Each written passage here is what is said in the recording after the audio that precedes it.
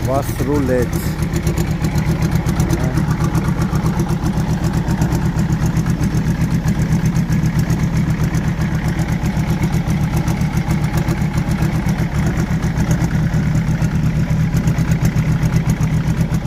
ჰიდრავლიკას დავაერთეთ.